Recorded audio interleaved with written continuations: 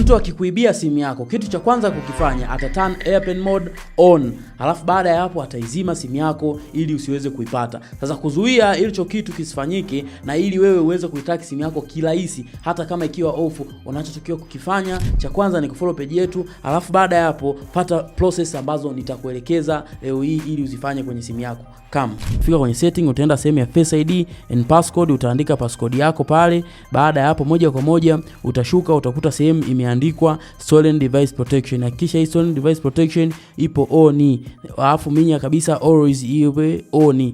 Then baada ya hapo utarudi moja kwa moja, utashuka sehemu imeandikwa control center, utaiturn on it control center na pia home control, hakikisha ziko on zote. Baada ya hapo utatoka, utaenda kwenye iCloud yako moja kwa moja, sehemu imeandikwa find my, utagusa hapo hiyo find my iPhone, hakikisha ipo on kama ya kwangu ilivyokuwa on. Ili hizi njia ziweze kufanya kazi vizuri, hakikisha umeweka eSIM kwenye simu yako ili uweze kuitaki hata kama mwizi akaitoa line ndani ya simu yako. So guys, for tech news like this, hakikisha umefollow page yetu for more.